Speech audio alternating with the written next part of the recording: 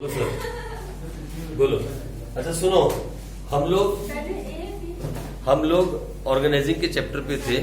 हमने इसका मीनिंग पढ़ा है ऑर्गेनाइजिंग का, और हमने इसका प्रोसेस पढ़ा है, प्रोसेस ऑफ ऑर्गेनाइजिंग। जैसे प्लानिंग का एक प्रोसेस था ना, याद है आपको? प्लानिंग प्रोसेस याद है आपको? क्या प्रोसेस था बताना प्लानिंग का? सिर्फ खुशी और कोई भी नहीं। हाँ जी।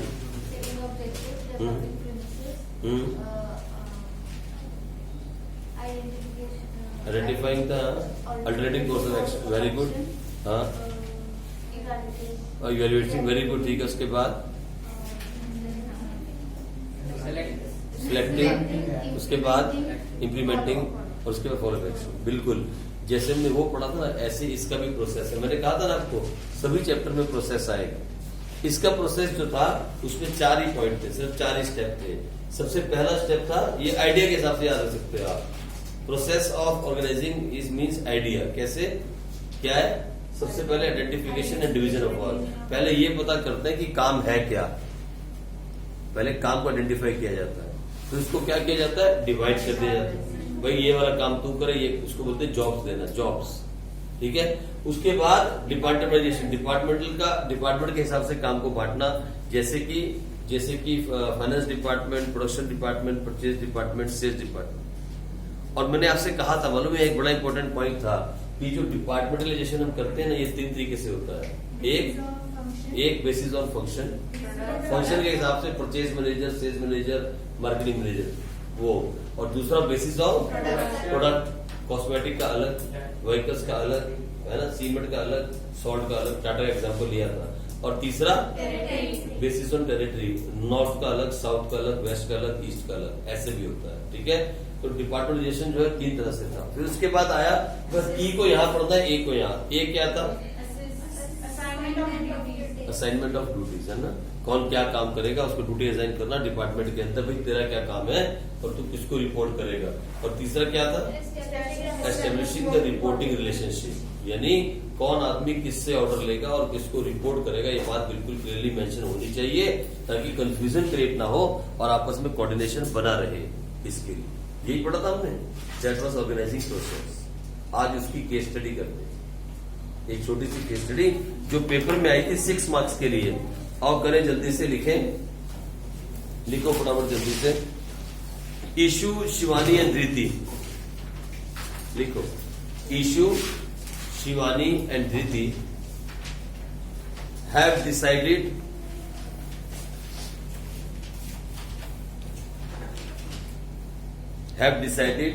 to start a business.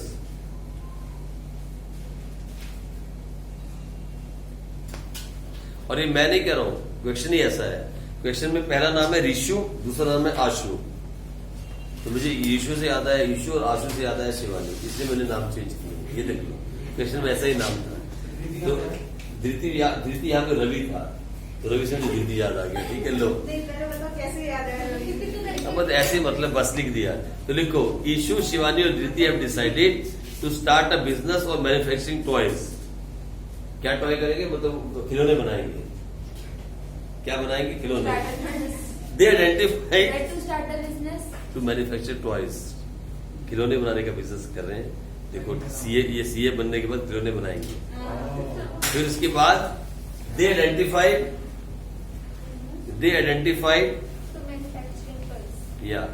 They identified the following main activities which they have to perform. भाई खिलौने बनाने की कंपनी शुरू करने वाले हैं ईशु, शिवानी और धृति, और उन्होंने क्या किया? एक लिस्ट बना ली कि कौन कौन से काम किए जाएंगे। लिस्ट बनाइए। सबसे पहला, परचेज ऑफ रॉ मटेरियल। सबसे पहला काम परचेज ऑफ रॉ मटेरियल। ठीक है, पहला काम है परचेज ऑफ रॉ मटेरियल।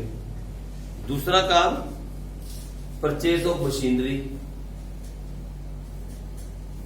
तीसरा काम प्रोडक्शन ऑफ टॉयज। चौथा काम अरेंजमेंट ऑफ फाइनेंस, पैसे का अरेंज करना, टॉयज। और चौथा काम अरेंजमेंट ऑफ फाइनेंस, पैसे का अरेंजमेंट कर सकते। उसके बाद सेल ऑफ टॉयज, एक तो लिस्ट बना रहे हैं, ऐसा नहीं कि नंबरिंग में बस लिस्ट है। सेल ऑफ टॉयज, उनको बेचना भी है। और फिर छठा काम, identifying the areas where they can sell their toys.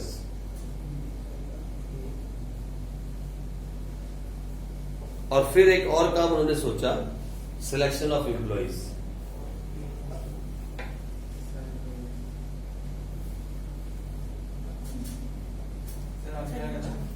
Selection of employees, employ ढूंढना।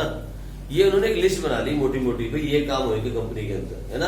रॉ मटेरियल परचेज करेंगे, प्रोडक्शन करेंगे, टॉयज बनाएंगे, बेचेंगे, कहाँ बेचेंगे, ये सारी बातें लिस्ट है। 3 लोग बैठे हैं, बैठ के सोच रहे हैं हम ये बिजनेस करेंगे, तो ये मोटे मोटे काम करने हैं। अब क्या हुआ, इसके बाद लिखो आगे, जल्दी लिखो, सिलेक्शन ऑफ एम्प्लॉइज, एम्प्लॉय की सिलेक्शन करो। उसके बाद क्या हुआ, in order to facilitate the work, in order to facilitate the work, they thought that 4 managers should be appointed. They thought that 4 managers should be appointed to look after A, production, B, finance. In order to facilitate the work, they thought, उन्होंने सोचा, that 4 managers should be appointed to look after number 1, production, number 2, finance, number 3, marketing, and number 4, personnel. PERSONNEL। बस यही है case study. 3 दोस्त मिली, तीनों ने मिलकर क्या सोचा, हम टॉयज बनाते हैं, फाइन। और क्या किया, तीनों इकट्ठी बैठ गई और उन्होंने क्या, चल एक लिस्ट बना लेते हैं, क्योंकि तीनों अकाउंट्स की स्टूडेंट नहीं थी, उन्हें नहीं मालूम कि कौन सा काम पहले कौन सा बाद में, बस ऐसे ही धक्के से एक लिस्ट बना ली। और लिस्ट बना के उन्होंने क्या सोचा कि 4 मैनेजर रख लेते हैं, 4 मैनेजर, एक तो प्रोडक्शन मैनेजर, एक फाइनेंस मैनेजर, और तीसरा कौन सा था, मार्केटिंग मैनेजर, और चौथा पर्सनल मैनेजर। पर्सनल मैनेजर लोगों को अपॉइंट करता है, HR मैनेजर। 4 मैनेजर रख लिए, ठीक है। अब है आपका क्वेश्चन नंबर 1, लिखो, identify the function of management, identify the function of management involve in the above paragraph,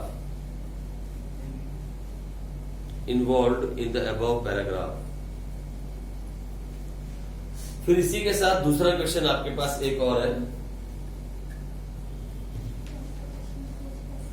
दूसरा क्वेश्चन है, स्टेट द लाइन्स या code the lines from the above paragraph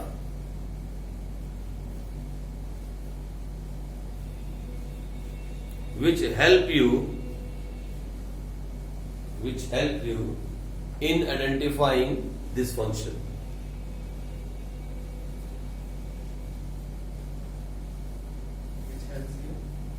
Which helps you in identifying this function. और तीसरा question इसी में है आपके पास, state the steps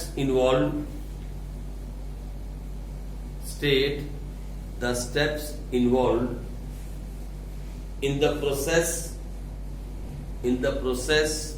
of this function of management.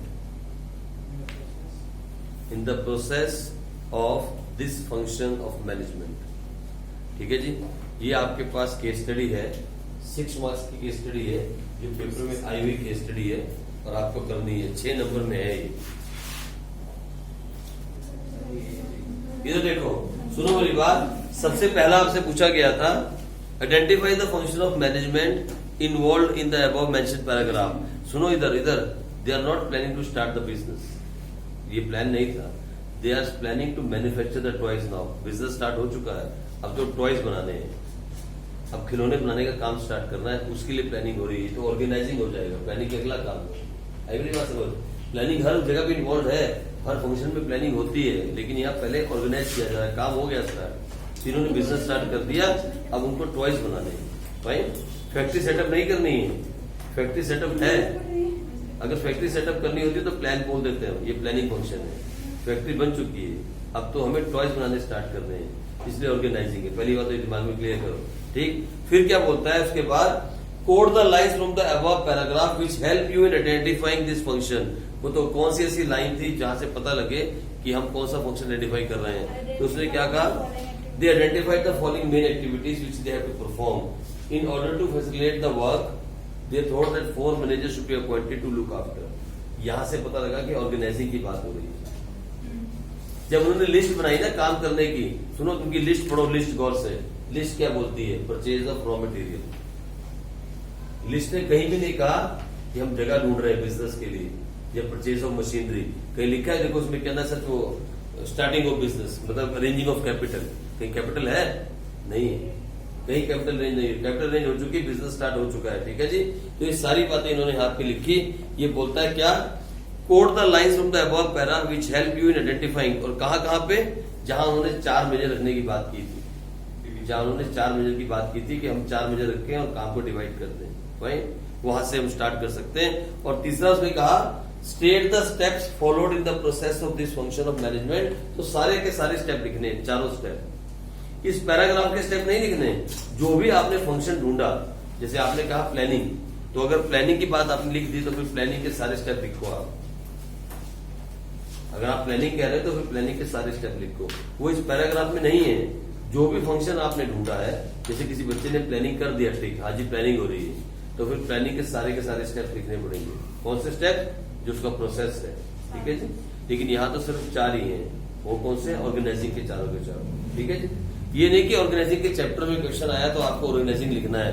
Question को समझना आप कि वो ऑर्गेनाइज करने की बात कर रहे हैं, ये ऑर्गेनाइज करने की बात कर रहे हैं, यहाँ से समझना आप, ठीक है जी।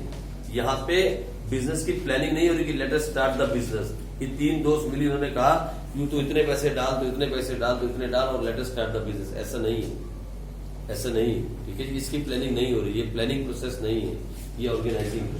भाई ऑर्गेनाइज करने की बात हो रही है कि एक लिस्ट बना दी जाएगी कितने काम करने, और कौन से काम को करने के लिए हम 4 मेजर लेते हैं। They are organising the thing now, planning नहीं कर रहे, ठीक। आ जाओ आगे बढ़ जाते हैं, आगे बढ़े। हमारे पास अगला टॉपिक जो था वो था इंपॉर्टेंस ऑफ ऑर्गेनाइजिंग। इसकी इंपॉर्टेंस क्या है, ये हमारा अगला टॉपिक है। आ जाओ, इंपॉर्टेंस ऑफ ऑर्गेनाइजिंग।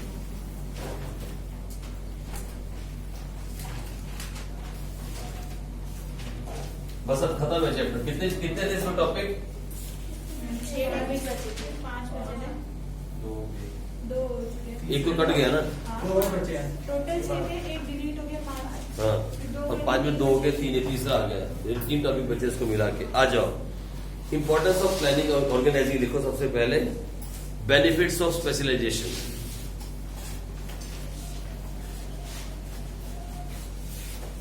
बोलो कैसे, बेनिफिट्स ऑफ स्पेशलाइजेशन। हाँ, जो हम जॉब्स देंगे वो जो काम परफेक्ट कर सकता है उसको उसी को देंगे, तो जिसमें स्पेशलाइजेशन। क्योंकि इसका पहला स्टेप क्या था, identifying and division of work. और याद करो वो प्रिंसिपल ऑफ मैनेजमेंट, पहला प्रिंसिपल याद करो, डिवीजन ऑफ वर्क। वो हेनरी फॉयल का प्रिंसिपल क्या कहा था उसमें, उससे क्या निकलता है, स्पेशलाइजेशन। जब कभी भी हम काम को बांटते हैं ना लोगों के बीच में, तो स्पेशलिस्ट बनते हैं। Whenever we divide the work between the people, तो फिर जब हम काम को बांट देते हैं तो क्या निकल के आते हैं, स्पेशलिस्ट निकल के आते हैं। क्योंकि उसी काम को कर करके इंसान क्या बन जाता है, उसका स्पेशलिस्ट बन जाता है। तो उसका सबसे पहला बेनिफिट क्या है, सबसे पहली इंपॉर्टेंस क्या है इसकी, बेनिफिट ऑफ स्पेशलाइजेशन, सबसे पहली इंपॉर्टेंस है। क्यों, क्योंकि ऑर्गेनाइजिंग के अंदर हमारा पहला प्रोसेस ये है, identification and division of work. And whenever we divide the work we always get the specialist. तो लिख लो जल्दी से आप, देखो, organising leads to systematic allocation of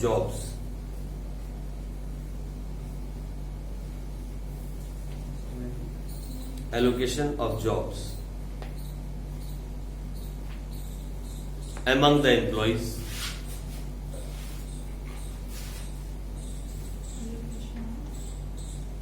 job among the employees. This will reduce the workload. This will reduce the workload and improve their productivity.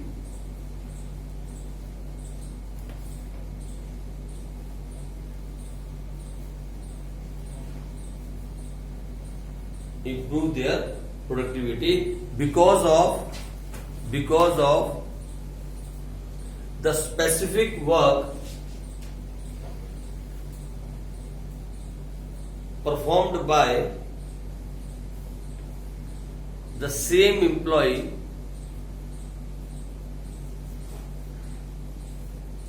on a daily basis.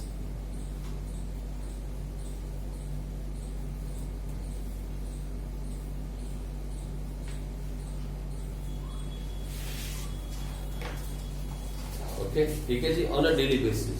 So that employee will gain. So the employee will gain the experience in that work and become specialist of that work. Experience in that work and become specialist in that work. या specialist of that work कर लो उस काम को. ठीक है जी, कितना simple सा point रहा है. आपने सिंपल सी बात देखी कि जब हम काम को बांट देते हैं, डिवीजन कर देते हैं, एक जॉब एक बंदे को दे दी, भाई कैशियर है, तेरा काम कैश गिनना है, तो सिर्फ कैश देगी, बाकी दुनिया तेरे लिए बंद है, तो आंखें बंद कर ले और सिर्फ कैश गिनता चला जाए और इधर मत दे, तो वो क्या होगा.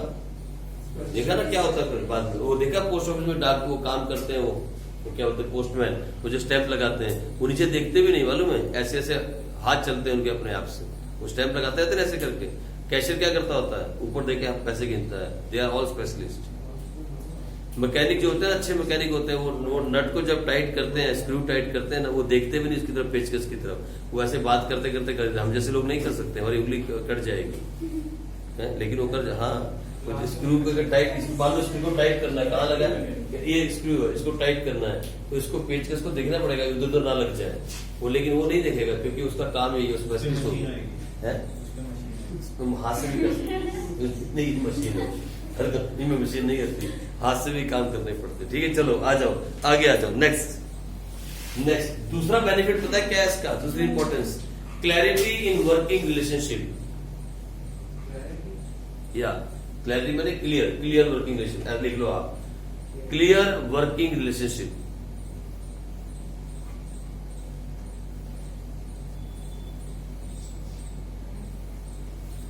It is very clearly mentioned in organization. देखो, it is very clearly mentioned in organization that who will do what. Very clearly mentioned in organization that who will do what and to whom he will report.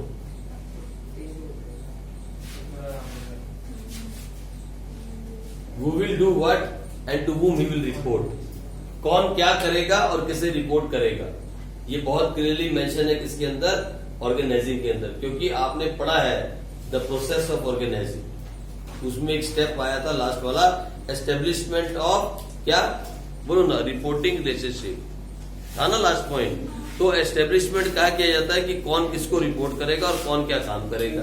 इससे क्या होता है, तो लिखो, it will reduce the confusion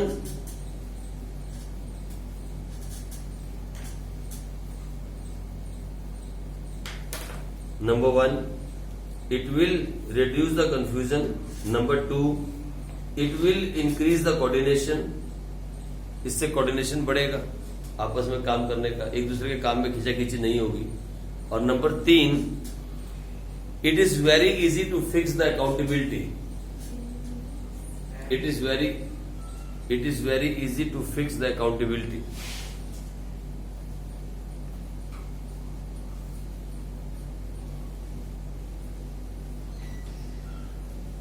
And number 4, it fix the accountability. And number 4, it will create It will create a hierarchy order. Hierarchy order. It will create a hierarchy chain. Hierarchy chain. मालूम है क्या है? Hierarchy क्या होता है? वो scalar chain. Scalar chain. अब hierarchy नहीं आता तो स्केलर लिख लो. It will create the scalar chain. ठीक है जी. हिरार्की मैंने स्केलर चेन, मतलब जिसमें एक रिपोर्ट करने का सिस्टम होता है, कोई किसी को डिस्टर्ब नहीं कर सकता. तो सुनो अब क्या हुआ, मेरी बात सुनो. 4 काम होंगे. 4 काम होंगे. एक तो ये कि कंफ्यूजन नहीं होगी. मुझे मालूम है I have to order him, और इसे मालूम है he has to report me. बीच में कोई इसे ऑर्डर नहीं कर सकता. कंफ्यूजन दूर. दूसरा, कोऑर्डिनेशन बढ़ेगा. ये मेरे साथ, मैं इसके साथ बात करेंगे और दूसरा कोई आके इसको काम नहीं दे सकता, ना ये किसी को जाके कोई काम कह सकता है. तो हमारे बीच में कोऑर्डिनेशन होता, कंफ्यूजन हटी तो कोऑर्डिनेशन बढ़ गया. 2 काम हो गए. और तीसरा क्या हुआ, हम फिक्स कर सकते हैं अकाउंटेबिलिटी. ये कल ये नहीं कह सकता मुझे वो वाले बॉस ने ये काम दे दिया, मुझे उस वाले बॉस ने कहा. अरे भाई, तेरे को सिर्फ मुझे ही रिपोर्ट करना है और मेरी ही बात सुननी है. तो क्या हुआ, अकाउंटेबिलिटी फिक्स करनी आसान हो गई. आप एक्सक्यूज नहीं ले सकते.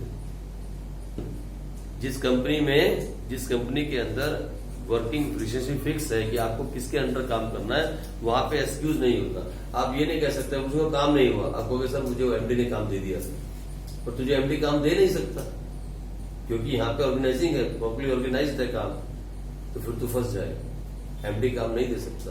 या बोलोगे सर मुझे जीएम ने कुछ काम कह दिया था, वो कह नहीं सकता. उसे अगर कुछ काम तुम्हें कहना है तो मेरे थ्रू आना पड़ेगा. क्यों? क्योंकि हिरार्की की है. This is scalar chain. He can not come to you direct. तो 4 बड़े बड़े फायदे होते हैं ऑर्गेनाइजिंग.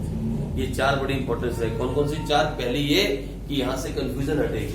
दूसरी, कंफ्यूजन हटेगी तो कोऑर्डिनेशन बढ़ेगा. और तीसरी, कोई भी एक्सक्यूज नहीं होगा. अकाउंटेबिलिटी फिक्स हो जाएगी आसानी से. और चौथी, एक हिरार्की की क्रिएट हो जाएगी. मतलब इसको कोई सीधा ऑर्डर नहीं दे सकता. अगर इससे कोई काम लेना है तो मेरे थ्रू आना पड़ेगा. भाई समझे मेरी बात आप? चलो आगे आ जाओ. तीसरी इंपॉर्टेंस लिखो. Importance number 3, effective administration.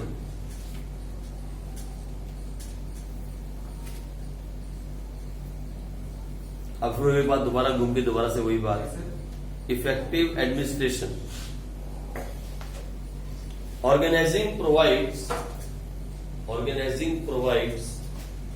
a clear description.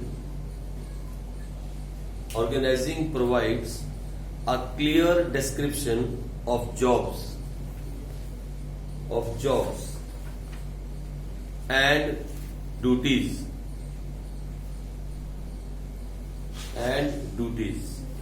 This helps to avoid confusion and duplication.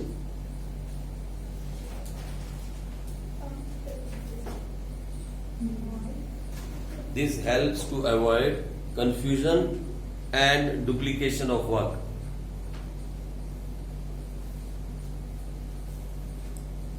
Thereby the management of an enterprise become more effective. Thereby the management of an enterprise become more effective and easy. Thereby the management of an enterprise become more effective and easy. क्योंकि सबको मालूम है कि मुझे क्या काम करना है, किसको रिपोर्ट करनी है, सबकी ड्यूटी सबको बता दी गई है. तो फिर क्या होगा, जब ऐसा किसी कंपनी में होता है तो जो एडमिनिस्ट्रेशन होती है उसे क्या बोलते हैं, it's a very effective administration. मतलब वहाँ चावल दाल इकट्ठे नहीं पक रहे हैं, सब कुछ अलग अलग है. वहाँ खिचड़ी नहीं पकी हुई है. कुछ कंपनी में खिचड़ी पकी होती है, कौन क्या कर रहा है, कौन कहाँ के क्या बोल जाएगा पता नहीं चलेगा. लेकिन जब ऐसा होगा तो फिर क्या होगा, सब अपना अपना काम करेंगे शांति के साथ, कोई कंफ्यूजन नहीं, कोई डुप्लीकेशन ऑफ वर्क नहीं. और जिस कंपनी में ऐसा हो हम क्या बोलते हैं, यार बड़ी अच्छी एडमिनिस्ट्रेशन थी. जब जाओ तो कस्टमर को प्रॉपरली हैंडल करते हैं, जो भी चाहिए प्रॉपरली टाइम पे मिल जाता है, कोई आंसर वर्क देने वाला आदमी है. ये नहीं कि इस ऑफिस में घूमते रहो. जैसे गवर्नमेंट ऑफिस होते हैं वहाँ क्या होता है, वहां होती है पूरा एडमिनिस्ट्रेशन. गवर्नमेंट ऑफिस में क्या होता है, क्या होती है वहाँ पुअर एडमिनिस्ट्रेशन. कौन सा कब कहाँ बैठ जाएगा पता नहीं चलता, कोई आंसर नहीं मिलता. एक होती है पुअर एडमिनिस्ट्रेशन. क्यों? वहां कोऑर्डिनेशन की कमी है. वहां पे पता ही नहीं किसने क्या जॉब करनी है. किसको कहाँ भेज देंगे, आज पता लगा यहाँ था, कल पता लगा उसको ड्यूटी लगा दी कहाँ, इलेक्शन में चले जाओ। ऐसा होता है ना अक्सर। That is poor coordination and poor administration.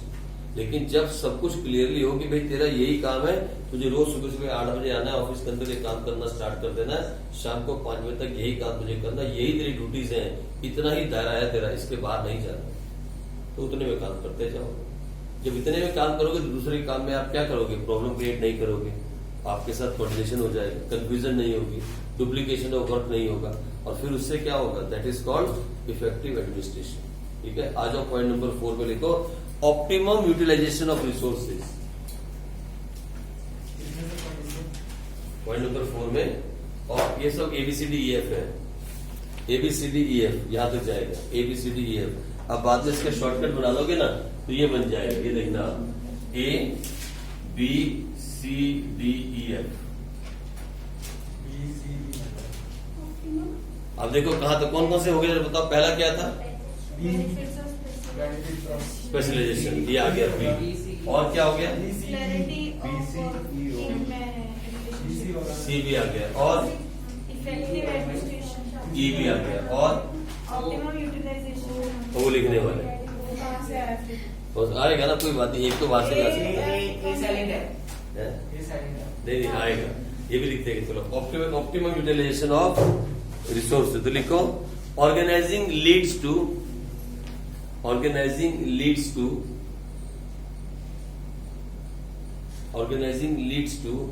The optimum usage of आत्महत्या कर लूं, ओके, तो लिख ऑर्गेनाइजिंग लीड्स टू, इसकी फोटो पक्का लगाएंगे यार, और अपने चरणों की फोटो भी देना साथ में। चरण पादुकाएं जो आपकी चरण पादुकाएं हैं, उनकी भी आप तस्वीर हमें दे देना खींच के, ठीक है। हम यहाँ लगाएंगे और बोलेंगे इनको देखो, इनके जैसे मत करो। जो भी बच्चे नए आएंगे 12वीं क्लास में, यहाँ फोटो लगाएंगे आपके, बोलेंगे इनके जैसे नहीं बनना है, ठीक है। चलो लिखो जल्दी से।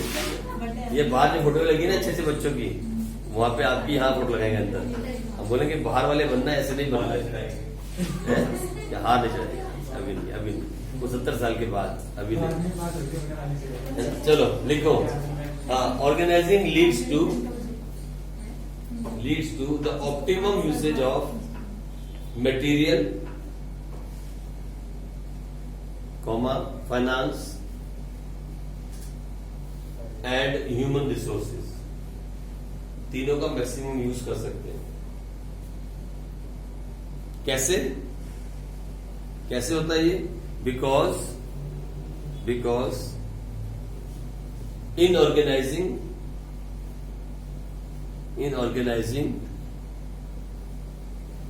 there is a proper assignment of jobs।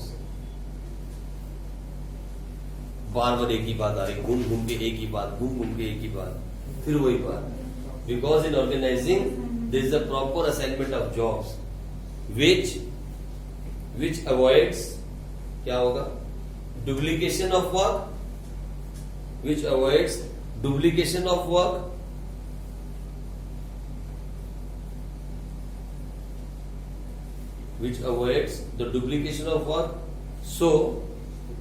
so there is no wastage of resources,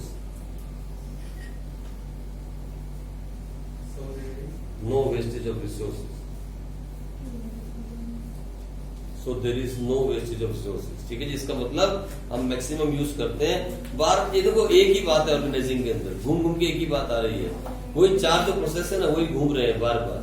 हम काम को बांट देते हैं, ड्यूटीज को असाइन कर देते हैं, डुप्लीकेशन ऑफ काम नहीं होता, ओवरलैपिंग नहीं होती, बार एक काम को 2 लोग नहीं करते, इससे टाइम क्या होता है, टाइम बच जाता है, इससे रिसोर्सेज पूरे यूज होते हैं, इससे वो क्या बोलते हैं, अच्छी एडमिनिस्ट्रेशन हो जाती है। बार वही बातें हैं, ऑर्गेनाइजिंग वही है, उसी को बार घुमाया जा रहा है इंपोर्टेंस के अंदर। कुछ ज्यादा नई चीज नहीं पढ़ रहे हो, एक भी नया पॉइंट नहीं पढ़ा अभी तक, एक ही पॉइंट को बार रिवाइज किया जा रहा है, अलग अलग तरीके से पेश कर रहे हैं। आज जो अगला पढ़े, next is expansion and growth. फिर आ गया तो क्या हो गया, एक्सपेंशन एंड ग्रोथ। अब एक्सपेंशन कैसे होगी? बिजनेस सही तरह से काम करेगा तो क्या बढ़ेगा? बिजनेस का प्रॉफिट, और प्रॉफिट बढ़ने से क्या होता है? एक्सपेंशन भी और ग्रोथ। यही है ना। अगर ऑर्गेनाइज तरीके से आप चलोगे तो क्या होगा? You will earn more profit, और प्रॉफिट अर्न करने से क्या होगा? ग्रोथ होगी बिजनेस की, मतलब बिजनेस एक्सपेंड हो जाएगा। यही तो होगा। यही है, बस लिखो organising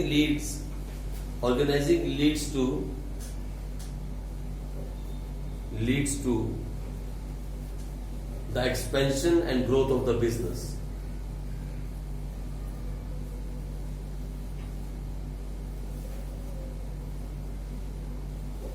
Because there is no wastage of resources,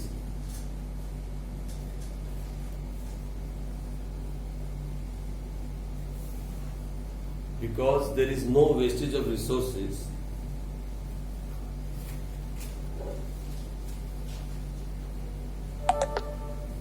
because there is no wasted resources, it can help the enterprise to earn more profit. Enterprise for the business to earn more profit, which leads to the growth of the business. ठीक है जी, बस यहीं तक करेंगे, और आगे एक दो पॉइंट छोटे छोटे और हैं जो हम करेंगे, और उसके बाद इसको खत्म करेंगे। हमने एक केस स्टडी की और आज इंपॉर्टेंस को किया, बस यहीं तक। अब बहुत नींद आ रही है इसके बाद। चलो जी।